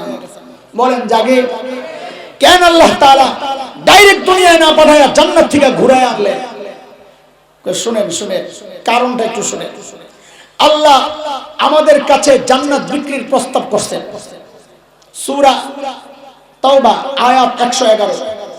ইন্নাল্লাহা আশতারা মিনাল মুমিনিনা আনফুসাহুম ওয়া আমওয়ালাহুম বিআন্না লাহুমুল জান্নাহ। জান্নাত কিনতে রাজি নি আপনারা? একে একে রাজি? আল্লাহু আকবার দেখি, আল্লাহু আকবার। হাত নামান জলদি। এইবার চটপট বলে ফেলেন জান্নাত যে কেনার জন্য হাত তুললেন। জান্নাত আপনারা দেখছেন নি? না দেখে কেনার জন্য রেডি হয়ে গেছেন, তাই না? তো এবার আলেমের কাছে মাসআলা জিজ্ঞেস করে নেন, কোন জিনিস না দেখা কেনা জায়েজ আছে নি? পানির নিচে মাছ না দেখা কেনা জায়েজ আছে? আরে বলেন না। তো জান্নাত তো না দেখে কেনার জন্য রেডি হয়ে গেলেন। এই জন্যই তো নাস্তিক মুরতাদরা বলে আমরা নাকি অন্ধবিশ্বাসী, যা শুনি তাই বিশ্বাস করি। আরে ভাই, আমরা অন্ধবিশ্বাসী না বুঝে শুনে বিশ্বাসী? কেমনে বুঝে শুনে বিশ্বাসী? জান্নাত তো না দেখে কেনার জন্য রেডি হয়ে গেলাম। শুনবেন, আপনাদের এলাকায় মেয়েদেরকে বিয়ে দিলে শ্বশুর বাড়ি দেখার জন্য কে যায়? মেয়ে না গার্জিয়ান? গার্জিয়ান যায় না। মায়া 2 রকমের আছে। একরকম মেয়ে মা বাবার বাধ্য সন্তান, তার সামনে বিয়ে শাদীর আলাপ হইলে সে লজ্জায় আরেক ঘরে যাইয়া ওই ভাবিরে বাড়ায় দেয়, আব্বা আম্মার সাথে বলে না আমার জানার দরকার নাই, দেখারও দরকার নাই, শোনারও দরকার নাই, আব্বা আম্মা দেখে যারে পছন্দ করে দিয়ে দিতে। আরেক মাইয়া আছে ওই যে ঢাকার শাহবাগের স্লোগান কন্যা আসেনি, লাকি আক্তার একজনে কয়, এগুলো দেখলে বোঝা যায় না বেটা না বেটি। এর কাছে যদি তোরে বিয়ে দিতে চাই, হ্যাঁ বলো কি, আমার আগে খোঁজ খবর লইতেইব, গ্রুপ স্টাডি করতে হবে। কি করতে হবে? বলবেন কোনো খোঁজ খবর রাখে না, বাদ দে, আমার আগে খোঁজ খবর লইতে হইব, দেখাই তুই ঠিক আছে নি সব। আমি জিজ্ঞেস করি আপনারা মা বাবার বাধ্য সন্তান না অবাধ্য সন্তান? বাধ্য সন্তান না, মাশাআল্লাহ। এইবার বুঝেন আল্লাহ তাআলা আদম আর হাওয়াকে ডাইরেক্ট দুনিয়ায় না পাঠাইয়া জান্নাত থেকে কেন ঘুরাইয়া আনছেন, যেন কিয়ামত পর্যন্ত নাস্তিক মুরতাদরা বলতে না পারে আমরা জান্নাত না দেখে কেনার জন্য রেডি হয়ে গেছি। আরে না না, আমরা মা বাবার বাধ্য সন্তান। আমাদের বাবা আদম জান্নাত দেখছেন, আমাদের মা হাওয়া জান্নাত দেখছেন, আমাদের দেখার দরকার নেই। শয়তান যখন দেখলো 3 নাম্বারটা বিফল, এইবার মারছে 4 নাম্বারটা। কি কয়টা কয়টা কোনটা? 4 নাম্বারটা মানে এখন পুরাপুরি হুজুর হয়ে গেছে, আল্লাহওয়ালা। শয়তান কি হয়ে গেছে? আমি তো এগুলা দেখি আর মনে মনে হাসি। বাংলাদেশে কিছু নেতা আছে সারা জিন্দেগি হুজুরদের বিরুদ্ধে গুতাগুতি কইরা, যেই না নির্বাচন আসে আস্তে করে টুপি টাপি লাগাইয়া বিশাল হাসান বসরি হিজাব টিজাব লাগাইয়া রাবেয়া বসিয়া আসেনি। আরে কথা কও, শিখছে কার্তিকা, এই আঙ্গুল দিয়ে দেখাইয়া দিতেছি, বুঝো এগুলা শিখছে কার্তিকা। ইবলিস যখন দেখছে তিনোটা কাজ হয় না, ধোকা দিতে পারে নাই, এইবার পুরো আল্লাহ বলা হয়ে গেছে। কয় আরে খামাকে আপনাকে কি বুঝামো, আল্লাহর কসম, আল্লাহ ভালো মানুষ, আমি আপনাকে হিতাকাঙ্ক্ষী, আমারে ভুল বুঝেন না। কি বলতেছে? ওয়াকাসামাহুমা ইন্নী লাকুমা লামিনান নাসিহিন। আল্লাহর কসম খায়া বলি আমারে ভুল বুঝেন না, আমি আপনাদের হিতাকাঙ্ক্ষী। মাশাআল্লাহ। শয়তান যার বন্ধু হয়, হিতাকাঙ্ক্ষী হয়, তার শত্রু লাগে না, শত্রুর দরকার নেই তো। আমেরিকা যার বন্ধু হয় তার আর শত্রু লাগে না, কথা বলো না। ভারত যার বন্ধু হয় তার শত্রু লাগে না। এটা বললে অনেকের কলিজায় আগুন ধরে। হ্যাঁ, হুজুররা খালি ভারতের বিরুদ্ধে বলে, ভারত আমাদেরকে কত কিছু দেয়, মাশাআল্লাহ দেয়, আমরা অস্বীকার করি না। কখন দেয়? যখন বাংলাদেশে পেজ পাওয়া যায় না তখন বর্ডার বন্ধ করে দেয়, যে এখন পেজ না খায়া থাকে। আর যখন দেখে বাংলাদেশের কৃষকের ফসল ঘরে আসছে, এখন বেচার টাইম, ঠিক ওই মুহূর্তে বর্ডার ছাড়া দেয়। আমার দোস্ত বন্ধুরা আঙ্গুলি একটু বেচা দেয়। কথা বুঝেন নাই? ভারত আমাদের ওই রকম বন্ধু। মাঝে মধ্যে বন্ধুত্বের চূড়ান্ত প্রকাশ ঘটাইতে চায়। কেমনি? তোমাদের তো রাষ্ট্র চালাইতে অনেক কষ্ট হয়, আমরা আসতেছি দখল কইরা একবারে চালামু, সবাই মিল্লাজিল্লা খা। ভারত আমাদের বন্ধু, বুঝাইতেছি। আরে কথা কও না। এগুলা বলতে গেলে অনেকে সহ্য করতে পারে না, কারণ নুন খায় যেহেতু গুণ তো গাওয়া লাগবে। দালালে ভরে গেছে দেশ, খোদার কসম পালাতে পারবে না শেষমেশ ইনশাআল্লাহ।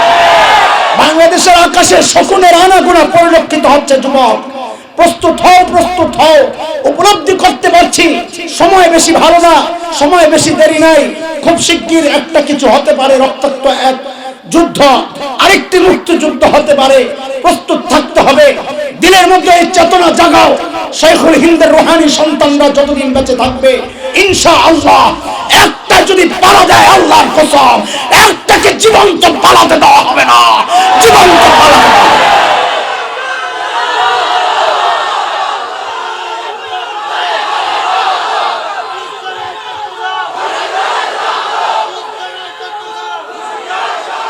মুহতারাম হাজিরিন, মুহতারাম হাজিরিন, আমার হাতে সময় কম।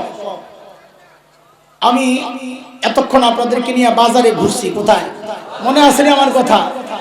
কিন্তু বাজারে যে ঘুরছি আউলে জলে ঘুরি নাই, যে একবার সিমেন্টের দোকানে গেছি আর একবার সাইলের দোকানে গেছি, না খাওয়ানোর দোকানে ঘুরতেছি, মানে এক আইটেমের মধ্যেই ঘুরতেছি। বুঝে আসছে না? এতক্ষণ ঘুরা ঘুরা আপনাদের কি বুঝাইছি, আগে সার কথাটা বাইর করেন। পরিষ্কার থাকতে হবে যে কি বুঝাইতে চাইতেছি আমি। যারা চেয়ারম্যান সাহেবের বক্তব্য শোনেন নাই তো তারা তো বুঝবেন না যে আমি কোত্থেকে কথা টান দিছি। শুনেন এইবার খেয়াল করে, এতক্ষণ কি বুঝাইলাম ওটা আগে বুঝেন, মাথায় ঢুকান যে শয়তান বড় বাটপার, বাটপার মানুষকে এক পদ্ধতিতে ধোঁকা দেয় না। এই কথাটা কি বুঝাইতে পারছি এতক্ষণের কথায়? বুঝছেন আপনারা? শয়তান মানুষকে এক পদ্ধতিতে ধোঁকা দেয় না। শুরুতে যে আয়াতে কারিমা তিলাওয়াত করেছি সূরা হামিমের সাজদা 26 আয়াত, চেয়ারম্যান সাহেব যে আয়াতটা তিলাওয়াত করেছিলেন তার বক্তব্যে শয়তানের কথা, এটা কাফেরদেরকে দিয়া বলাইছে শয়তান। আল্লাহ জানায়া দিয়েছেন, وقال الذين كفروا لا تسمعوا لهذا القرآن والغوا فيه لعلكم تغلبون। বক্তব্য কয়টা ছিল? কয়টা? এক নম্বর কোরআন শুনবা না, দুই নম্বর কাউকে শুনতে। এই বক্তব্যটা মূলত কার? কারণ ইবলিস চায় বান্দাহকে রব থেকে বিচ্ছিন্ন করতে। রাস্তা কি? বলে বান্দাহকে কোরআন থেকে দূরে সরাও, তো বান্দা রব থেকে বিচ্ছিন্ন হইয়া। এই পর্যন্ত কথা বুঝছেন আপনারা? তো বাজার করা শেষ, চলেন এবার খানার টেবিলে হাত মুখ ধুয়ে আসেন। কি বলতে চাই ওটা বুঝে রাখি। নবী আদমকে ধোঁকা দেওয়ার ক্ষেত্রে শয়তান পদ্ধতি গ্রহণ করেছে কয়টা? এই চারটাকে নিয়ে আমি গবেষণা করেছি। আমার কাছে রেজাল্ট আসছে যে শয়তানের ধোঁকার মৌলিক পথ তিনটা। কয়টা? এক পথ হচ্ছে শয়তান নেক সুরতে ধোঁকা দিবে, টুপি টাপি লাগায়া। নেক সুরতে, বড় পিশাব, এত বড় পেট, আল্লাহু আকবার, আল্লাহ মাতুদ্দাহা। দেখছেন না পেট কত বড়? সুবহানাল্লাহ। আর দেওয়ানবাগির নাম কোন কেন? আমি কি দেওয়ানবাগির নাম কইছি? আপনারা শুনছেন? তো পিছন থেকে আস্তে করে একজন কয় দেওয়ানবাগি, আমি তো দেওয়ানবাগির নাম বলি না। পেট কত বড়? আমার এক দোস্ত কয় তুই এর বিরুদ্ধে তুই আর কইস না। আমি তো একসময় খুব বলতাম এগুলোর বিরুদ্ধে। আমগো বহুত গন্ডগোল থেকে বেঁচে গেছে। কি গন্ডগোল? আমাদের মধ্যে কত গন্ডগোল। আমরা হানাফিরা বলি নামাজে হাত বাঁধবে নাভি বরাবর নিচে, আহলে হাদিস ভাইরা কয় বুকের উপরে, কয় এর কোনো গন্ডগোল নাই। কি জন্য? কয় তো হাতি যায়, বুকে বাঁধবো না নাভির নিচে, কয় তো হাতেই পর্যন্ত যায়। আর বুঝেন নাই? এই পর্যন্ত যায় আর যায় না, এত বড় পেট। সুবহানাল্লাহ। নেক্সট সূরাতে ধোঁকা যেটা শয়তান দিয়েছে, অকাসামাহুমা, কসম খায়া, এটা নেক্সট সূরাতে ধোঁকা। ধোঁকার আরেকটা লাইন হচ্ছে অপব্যাখ্যা। ওই যে বলেছে ফল খাইলে জান্নাতে স্থায়ীভাবে থাকতে পারবেন, এটা অপব্যাখ্যা। ওই যে বলেছে এই নির্দিষ্ট গাছের ফল খাইতে মানা করছে, এটা অপব্যাখ্যা। আরেকটা হচ্ছে অপপ্রচার। এই তিনটা প্রক্রিয়ায় শয়তান ধোঁকা দেয়। ঠিক এখনো এই তিন প্রক্রিয়ায় শয়তানের দোসররা মানুষকে ধোঁকা দেয়। ওই যুগে শয়তান আবু জাহেলদের মাধ্যমে উম্মতকে কোরআন থেকে দূরে সরাইতে যেই পদ্ধতি গ্রহণ করেছিল, শয়তান বাটপার। আপনি মনে করেন না এই যুগের আবু জাহেলদেরকে দিয়া শয়তান একই পদ্ধতিতে মানুষকে কোরআন থেকে দূরে সরাবে? না না, শয়তান বাটপার। এই যুগে আইসা শয়তান তার সিদ্ধান্ত আর তার প্রক্রিয়া পদ্ধতি পরিবর্তন করে ফেলছে। এটাই হচ্ছে আজকের আলোচনার বিষয়বস্তু, যে শয়তান এই যুগে কোন কোন পদ্ধতিতে মানুষকে কোরআন থেকে দূরে সরানোর চক্রান্ত চালাইতেছে। তবে ভাইবেন না যে ভূমিকা সাজাইছি 1 ঘন্টায়, আর খাওয়ার টেবিলে বুঝে আপনার করে আরেক ঘন্টা আমি বসায় রাখুন না। খাইতে বেশিক্ষণ লাগে না, বাজার করতে রান্না করতে যতক্ষণ লাগে, খাইতে কতক্ষণ লাগে? অল্প। আমি ঝটপট কয়েকটা উদাহরণ দিই শয়তানের এই যুগের ধোঁকাগুলা। কয়েকটা উদাহরণ দিয়ে আমি শেষ করে দিব। উদাহরণ নাম্বার 1, এই ছাত্র জনতা, আলেম ওলামা, খুব ভালো করে বুঝো, তোমার এক ভাই আসছে তোমার চোখে আঙ্গুল দিয়ে দেখায়া দিতে। সচেতন হও, সতর্ক হও, জাগো। কয়দিন আর ঘুমে থাকবা অথবা ঘুমের ভান করে থাকবা? জাগো। হুমকি ধামকি আসবে, লাল চক্ষু দেখবা তুমি। কেউ তোমার হাত ভাঙতে চাইবে, কেউ ঘাড় মটকাতে চাইবে, কিন্তু তুমি তো ইমানদার। এই দেহ আর এই জীবন তো তোমার না। তুমি তো এই জীবনকে জান্নাতের বিনিময়ে মালিকের কাছে বিক্রি করে দিয়েছো। কথা ঠিক কিনা? যেহেতু দিয়েছো, এখন তোমার জীবন নষ্ট করার, তোমাকে হত্যা করার, কষ্ট দেওয়ার হুমকি যদি কেউ দেয়, তুমি তাকে পাল্টা জানায়া দাও, আরে শোনো, এই জীবন আমার কাছে তুচ্ছ, কারণ এই জীবনের বিনিময়ে আমি জান্নাত পাচ্ছি। আমার কাছে ওইটাই টার্গেট। কাজী শুনে রাখ কুলেঙ্গাররা, প্রত্যেকটা তৌহিদ প্রেমী নবী প্রেমিক ইমানদারের একটাই কথা, সেটা হচ্ছে এই দেহ থেকে এই মাথা বিচ্ছিন্ন করা যাবে, এই সিনা থেকে কোরআন বিচ্ছিন্ন করতে পারবি না, ঈমান বিচ্ছিন্ন করতে পারবি না। আওয়াজ উঠাইতে হবে, কথা বলো ঠিক কিনা?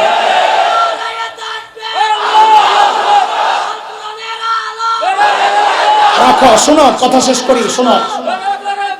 করি, শোনো। উদাহরণ নাম্বার 1, সমাজের সচেতন মানুষ, ভুল বুঝবেন না, আমি কোন দলের বিরুদ্ধে বলি না, ব্যক্তির বিরুদ্ধে বলি না, আমি ইমানদার, দেশপ্রেমিক। দেশের বিরুদ্ধে চক্রান্ত হলে বলা আমার ইমানি দায়িত্ব, আমার দ্বীন আর শরিয়ার বিরুদ্ধে চক্রান্ত হলে বলা, কথা বলা আমার ইমানি দায়িত্ব, কথা বলে। উদাহরণ নাম্বার 1, অপপ্রচারের একটা নমুনা দেখাচ্ছি। কিসের বিরুদ্ধে? কোরআন থেকে উম্মাহকে দূরে সরানোর চক্রান্ত, এই যুগের কিছু নমুনা দেখাইতেছে। উদাহরণ নাম্বার 1, আমার ভাই বলেছেন কথাগুলো। চাঁদপুর জেলা, কুমিল্লার পাশে কচুয়া একটা থানা। এই কয়েকদিন আগে একটা ঘটনা ঘটলো। এক উশৃঙ্খল মাদ্রাসার ছাত্র, শিক্ষকের কোন রকমের শাসন তাকে দমাতে পারে না, তার দুষ্টামি। শিক্ষক যখন খুব কঠিন হলো, কঠোর হলে, সে বাবার কাছে যায়, নালিশ করেছে আমাকে মেরেছে। গার্ডিয়ান আসছে, ওটাও আরেক অসভ্য, আয়েশা শিক্ষককে চার্জ করেছে। বাদ বিতণ্ডার এক পর্যায়ে গার্জিয়ান বাড়িতে গিয়া আরো লোকজন নিয়ে, দুঃখের বিষয় হচ্ছে তাদের সাথে 2টা হিন্দু ছেলেও ছিল। খেয়াল করে, এদেরকে নিয়ে আয়েশা মাদ্রাসায় হামলা করে, ভাঙচুর করে, ওই আলেমকে, ওই হাফেজকে মিথ্যা তুহমত দিয়েছে বলাৎকারের, যেই ছাত্রের সাথে সে খারাপ কাজ করেছে, মিথ্যা কথা। তারপর তার মাথা নেড়া করেছে, ভিডিও করেছে, তাকে প্রচন্ড ভাবে আঘাত করেছে, মারধর করেছে, নির্যাতন করেছে, এবং ওই মিথ্যা অপবাদ দিয়ে তাকে পুলিশের হাতে হস্তান্তর করেছে। পরে ভিডিও ফুটেজ থেকে, তাদের সিসি ক্যামেরা থেকে, রেকর্ড থেকে পুরো হিস্টরি দেখে এলাকাবাসী সিদ্ধান্ত নিয়েছে যে না, এটা মিথ্যা কথা, এই শিক্ষক নির্দোষ। কিন্তু বিষয় হচ্ছে মিডিয়াগুলো, অসভ্য নাস্তিক মিডিয়ারা এই বিষয়টাকে হাইলাইট করে মাদ্রাসার বিরুদ্ধে অপপ্রচার চালিয়েছে। কেন? সিদ্ধান্ত পরে, আমি শুধু উদাহরণগুলো আগে দিচ্ছি, শুনে। উদাহরণ নাম্বার 1। উদাহরণ নাম্বার 2, বাংলাদেশে সাম্প্রতিককালে আমরা আওয়াজ পাচ্ছি, একটা সিনেমা মুক্তি পাবে। ভারতের এক নায়ক, যার নায়ক হিসাবে অভিনয় করেছে, সেই সিনেমার মধ্যে দেখানো হয়েছে কালিমা খচিত একটা সাইনবোর্ডের পেছন থেকে সন্ত্রাসীরা বের হচ্ছে। কালিমা খচিত সাইনবোর্ডের পেছন থেকে কারা বের হচ্ছে? সন্ত্রাসীরা। এরা হচ্ছে জিহাদি, মুজাহিদ। অপপ্রচারের ধরন দেখে, তাও নায়ককে একটা হিন্দু ছেলে। উদাহরণ নাম্বার 2। উদাহরণ নাম্বার 3, মুসলমান, খেয়াল করে। বাংলাদেশের জাতীয় দিবসগুলো 16 ডিসেম্বর, 26 মার্চ, 21 ফেব্রুয়ারি, স্কুল কলেজ বন্ধ থাকে, খেলাধুলার প্রতিযোগিতা হয় আপনাদের এলাকায়, বাচ্চাদের খেলাধুলার প্রতিযোগিতা হয়, আপনারা লক্ষ্য করে থাকবেন। এখন একটা ইভেন্ট নতুন দেখা যায়, যেমন খুশি তেমন সাজো, আসেনি? যেমন খুশি তেমন সাজো। বাচ্চারা যার যার মতো করে সাইজা আসে, যার সাজা যত পারফেক্ট হয় তাকে পুরস্কার দেওয়া হয়। ইদানিং আমরা লক্ষ্য করছি, এই কেউ চ্যালেঞ্জ করলে আমার কাছে ছবি আছে, আমার প্রত্যেকটা কথার পেছনে হয় কোরআনের আয়াত আছে, আর না হয় বাস্তবতার রিপোর্ট আছে, আমার কাছে দলিল প্রমাণ সব হাজির। কেউ চ্যালেঞ্জ করলে আমি তাকে দেখাতে পারবো। ইদানিং আমরা লক্ষ্য করছি, ওই 2টা ছেলেকে, 2টা বাচ্চাকে তারা সাজায়। একটা ছোট্ট মেয়েকে যুবতী মেয়ে সাজায় শাড়ি পরাইয়া, আরেকটা ছোট্ট বাচ্চাকে দাড়ি লাগাইয়া, টুপি লাগাইয়া হুজুর সাজায়। এরা যায় নাটক করে দেখায় কি, ওই দাড়িওয়ালা টুপিওয়ালা ছেলেটা যুবতী মেয়ের শাড়ি ধরে টানাটানি করে, বুঝায় এটা হচ্ছে 71-এর চিত্র। 71-এ হুজুররা, রাজাকাররা এইভাবে আমার যুবতী মায়ের ইজ্জত হরণ করেছে। উদাহরণ নাম্বার 4, খেয়াল করেন। ফিনিশিং এ যাচ্ছি, মাওলানা আসতেছে, বয়ান হবে বড় চমৎকার, আমি তো ভাঙ্গা গলার মানুষ, খেয়াল করেন। উদাহরণ নাম্বার 4, আরে মুসলমান, চোখে আঙ্গুল দিয়ে এই অসঙ্গতিগুলো একটু দেখায়া দে। এই 3-4 দিন আগে বিবিসি থেকে কাদির কল্লোল আমার এবং এই যে আমার ভাই আসতেছে আল্লামা হাবিবুল্লাহ মাহমুদ কাসিমি দামাত বারাকাতুহুল আলিয়া, আমাদের দুইজনের সাক্ষাৎকার নিয়েছে। তারা জিজ্ঞেস করেছে মাহফিল কেন বন্ধ হচ্ছে বিভিন্ন জায়গায়। আমরা বলি তা আমরা জানি না। বলে সেখানে রাজনীতির আলাপ হয়। তো আমি বলেছি রাজনীতি মানে আপনারা কি বুঝেন? আলেমের জিম্মাদারি সময়ে সমাজের অসঙ্গতিগুলো আঙ্গুল দিয়ে ধরিয়ে দেওয়া। জায়গা দেন হযরতকে, জায়গা দেন, চেয়ার দেন। চেয়ার ছিল যে একটা চেয়ার দেন। আচ্ছা এই পাশে যেহেতু মুরব্বী বসা, এই পাশে দেন না, পিছনে না, চেহারাটা দেখুক না, মানুষ শান্তি পাবে। এতক্ষণ একটা বড় মুসিবতে ছিল আমার লইয়া। থাক থাক। বিবিসির সংবাদ যিনি পাঠ করেন, যিনি সংগ্রহ করেন, কাদির কল্লোল নাম, যে সমাজের সমস্ত অসঙ্গতিগুলো ধরিয়ে দেওয়া এটা আলেমের কাজ। রাজনীতি বলতে আপনারা কি বুঝেন? একজন দুর্নীতি করে, দুর্নীতির বিরুদ্ধে বললে দুর্নীতিবাজ বলে এটা রাজনৈতিক বক্তব্য। একজন সুদ খায়, ঘুষ খায়, সুদ আর ঘুষের বিরুদ্ধে বললে সে খেপে যায়, বলে এটা রাজনৈতিক বক্তব্য। কারো অবস্থার বিরুদ্ধে বললেই সেটাকে রাজনৈতিক বক্তব্য বানায় দেয়। যদি এটা রাজনৈতিক বক্তব্য হয়, এই রাজনৈতিক বক্তব্য দেওয়া আমার জন্য ফরজ, এটা আমার জিম্মাদারি। উদাহরণ নাম্বার 4 আমি শেষ করতেছি, খেয়াল করেন। বাংলাদেশের টেলিভিশন, সিনেমা, নাটক, থিয়েটারে এখন সিনেমা হয়, নাটক হয়, একটা ভিলেন চরিত্র থাকে, গাদ্দার চরিত্র। ওই চরিত্রকে সাজায় কেমনে? ইদানিং আমাদের কাছে খবর আসতেছে ওই চরিত্র সাজায়, তার মুখে একটু দাড়ি লাগায়া দেয়, মাথায় একটা টুপি। সিনেমার মধ্যে এই দাড়িওয়ালা টুপিওয়ালা মানুষটাকে দিয়া সমাজের সমস্ত নিকৃষ্ট কাজগুলো করানো হয়। ঠিক আছে কথা? অপপ্রচারের অংশ দেখেন, ফিনিশিং এ পরে আসতেছি। উদাহরণ নাম্বার 5, লাস্ট ফিনিশিং। উদাহরণ নাম্বার 5, 2000। আরে ভাই এত মারা লাগে নাকি? জরুরতের জন্য একটা অর্ডার কতল করে খট খট খট খট মারতেছে। জরুরত ছাড়া এত ছবি তোলা যায় না? কিছু বলতেছি না বলে আপনারা খালি মারতেছে। খেলার জিনিস বসে বসে খালি ছবি উঠাইতেছে। আপনার সংবাদের জন্য, আপনার খবর প্রচারের জন্য একটা ছবি জরুরত লাগলে লাগে। আর কতল করে মারতেই আছে, মারতেই আছে, মারতেই আছে। বিয়ে দিবেন নাকি আমার এলাকায় যে সব অ্যাঙ্গেলে ছবি তুলতেছেন? দেখেন যে পছন্দ হয়নি কারো। তা আগে কইতেন যখন জুয়ান ছিল। খেয়াল করেন, আমার সময় কম, তাড়াহুড়া করতেছি। 2013-র কথা আপনাদের মনে থাকার কথা। ঢাকার শাহবাগে গণজাগরণ মঞ্চ বসেছিল, মনে আছে? তাদের দাবি ছিল যুদ্ধাপরাধীদের বিচার ত্বরান্বিত করা। দেখেন, কেউ রাজনীতির গন্ধ বের করার চেষ্টা করবেন না আল্লাহর ওয়াস্তে। গণজাগরণ মঞ্চের ওই দাবির বিরুদ্ধে আমাদের কোনো বক্তব্য নাই, বরং তারা যদি জালেমের বিচার চেয়ে থাকে, এটা নতুন কোনো বক্তব্য নয়। ইমানদাররা 1400 বছর আগের থেকে সব জালেমের বিচার চেয়ে আসছে।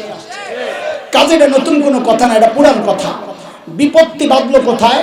যখন গণজাগরণ মঞ্চের আড়ালে নাস্তিক কুলাঙ্গার ব্লগাররা আল্লাহর নবী মুহাম্মদুর রাসূলুল্লাহ সাল্লাল্লাহু আলাইহি ওয়াসাল্লামের বিরুদ্ধে কুৎসিত সব বক্তব্য লেখালেখি করা শুরু করলো।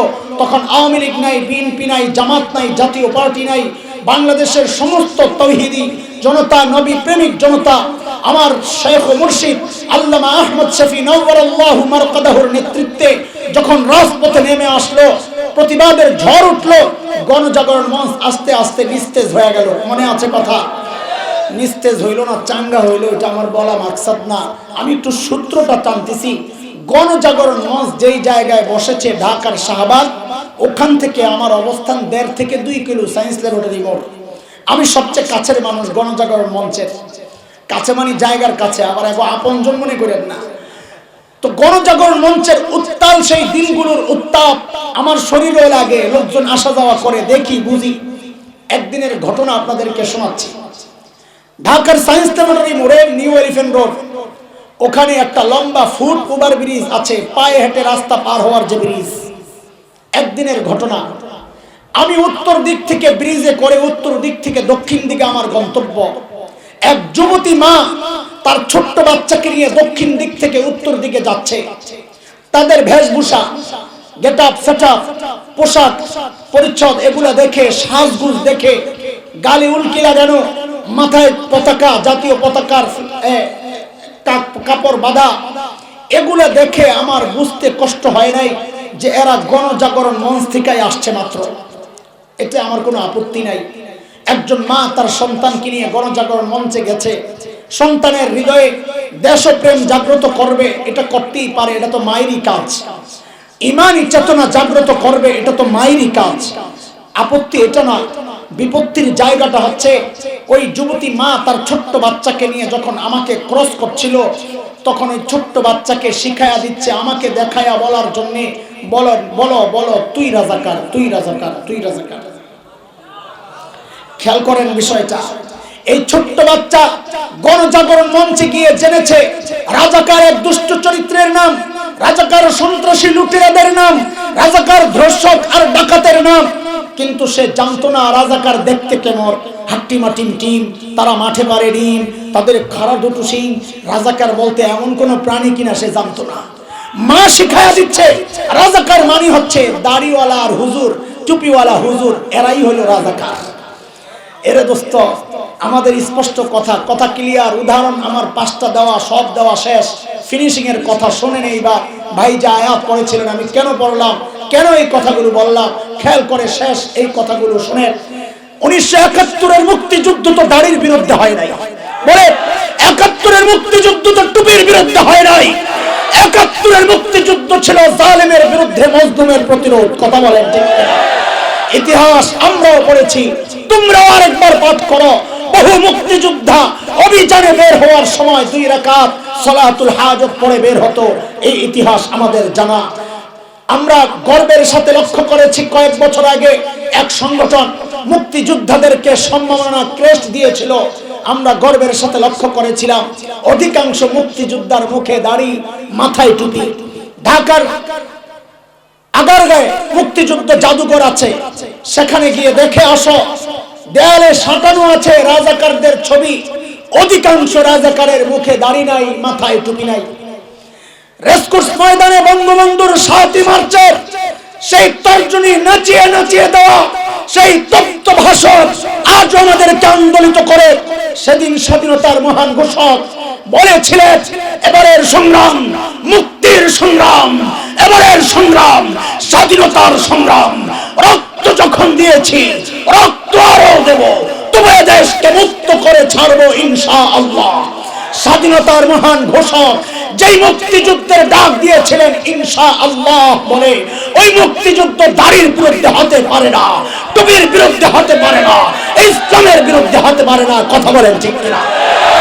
তাইলে আমাদের জিজ্ঞাসা এরা কারা? যারা মুক্তিযুদ্ধকে দাড়ির বিরুদ্ধে দাঁড় করাতে চায়, যারা মুক্তিযুদ্ধকে টুপির বিরুদ্ধে দাঁড় করাতে চায়, যারা আলেম ওলামার বিরুদ্ধে সামান্য ছোটখাটো তুচ্ছ ঘটনাকে বিশাল আকারে প্রচার করে মাদ্রাসার বিরুদ্ধে অবস্থান নিচ্ছে, এরা কারা? খোদার কসম, এর সাথে আওয়ামী লীগের সম্পর্ক নাই, বিএনপি জামাত জাতীয় পার্টি কোন রাজনৈতিক দলের সম্পর্ক নাই। এরা হচ্ছে যুগের আবু জাহেল। ওই যুগের আবু জাহেলদেরকে দিয়া শয়তান ডাইরেক্ট বলাতো, লা তাসমাউ লিহাযাল কুরআন ওয়ালগাউ ফি, কোরআন শুনবা না, কাউকে শুনতে দিবা না। শয়তান বড় বাটপার। এই যুগের আবু জাহেলদেরকে দিয়া শয়তান কাজ তো ওইটাই করায়, কিন্তু বক্তব্য পরিবর্তন করেছে, সিস্টেম পরিবর্তন করেছে। অপপ্রচার, মিথ্যা কথার মাধ্যমে, অপব্যাখ্যার মাধ্যমে শয়তান এমন একটা কাজ করছে, আস্তে আস্তে একটা নষ্ট প্রজন্ম তৈরি করছে, যাদের অন্তরের মধ্যে দাড়ির প্রতি ঘৃণা ঢুকায়া দিচ্ছে, টুপির প্রতি ঘৃণা ঢুকায়া দিচ্ছে। কেন? যারা এই প্রজন্ম আস্তে আস্তে দাড়িওয়ালা থেকে, টুপিওয়ালা থেকে দূরে সরে যায়, আলেম ওলামা থেকে দূরে সরে যায়, আস্তে আস্তে কোরআন থেকে দূরে সরে গিয়ে শয়তান তার মিশন বাস্তবায়ন করবে। আলেম থেকে বিচ্ছিন্ন করে, কোরআন থেকে বিচ্ছিন্ন করে শয়তান তার চূড়ান্ত টার্গেট বাস্তবায়ন করবে, মানুষকে, বান্দাকে রব থেকে বিচ্ছিন্ন করে দিবে। এর অবস্থা আমাদের স্পষ্ট কথা। বাংলাদেশে ইসলাম কচুরি পানার মতো ভেসে আসে নাই। এই দেশের ইঞ্চি ইঞ্চি মাটি আমার বুজুর্গদের সেজদার সাক্ষী। কথা বলেন ঠিক কিনা? এই দেশের ইঞ্চি ইঞ্চি মাটি সেজদার সাক্ষী, চোখের পানির সাক্ষী। কথা বলেন ঠিক কিনা? এই জমিন থেকে কেউ কোরআন শিক্ষা নিশ্চিহ্ন করতে আসবে, আমরা স্পষ্ট করে জানাইয়া দিতে চাই। 1971-এ দেশ মুক্তির জন্য একবার মুক্তিযুদ্ধ হয়েছে, ঈমান রক্ষায়, দিন রক্ষায়। যদি আরেকটি যুদ্ধের প্রয়োজন হয়, আবারও যুদ্ধ হবে, আবারও যুদ্ধ হবে, আবারও যুদ্ধ হবে। আল্লাহ তাআলা আমাদেরকে সমস্ত চক্রান্ত বুঝার তৌফিক দান করেন এবং এগুলো উপলব্ধি করে সতর্ক সচেতন হওয়ার তৌফিক দান করেন। বলেন আমি আর কথা বাড়াবো না, আমার ভাইয়ের কাছে ফ্লোর দিয়ে চলে যাব। ওই আমার চেয়ারম্যান সাহেব যে আয়াত তিলাওয়াতের মাধ্যমে আমাকে যেই বিষয়বস্তু ঠিক করে দিয়েছেন, আমি ওই বিষয়ের উপর কথা বলার চেষ্টা করেছি, ব্যাখ্যা দিয়েছি। কেউ ভুল বুঝবেন না, আমরা দেশপ্রেমিক, আমরা দেশ বিরোধী নই, আমরা আওয়ামী লীগের বিরোধী নই, আমরা বিএনপির বিরোধী পক্ষেও নই, আমরা কাউকে ক্ষমতা থেকে নামাতেও চাই না, আন্দোলন করি না, আমরা কাউকে ক্ষমতায় ওঠানোর আন্দোলনও করি না। আমাদের যুদ্ধ যারা দেশ বিরোধী, মানচিত্র বিরোধী, আমাদের লড়াই যারা ইসলাম বিরোধী, শরীয়ত বিরোধী, কোরআন বিরোধী। কথা বলেন ঠিক কিনা? এই জায়গায় আমাদের বড়রা আপোষ করে নাই, আমরাও আপোষ করতে রাজি না, কোনো আপোষ করতে রাজি না, কোনো আপোষ করতে রাজি না ইনশাআল্লাহ। আল্লাহ তাআলা আপনাদের সবাইকে শয়তানের এই চক্রান্ত আর এই ফাঁদ থেকে হেফাজত করেন, উম্মাহকে হেফাজত করেন। এই সম্মেলনকে আল্লাহ কবুল করেন। গোটা এলাকায় দ্বীন প্রতিষ্ঠিতের জন্যে, গোটা এলাকায় সুন্নত জিন্দা হওয়ার জন্যে আল্লাহ তাআলা এই মাহফিলকে কবুল করেন। আমিন আমিন। ওয়া আখিরু দাওয়ানা আলহামদুলিল্লাহি রাব্বিল আলামিন। আসসালামু আলাইকুম ওয়া রাহমাতুল্লাহি ওয়া বারাকাতুহু।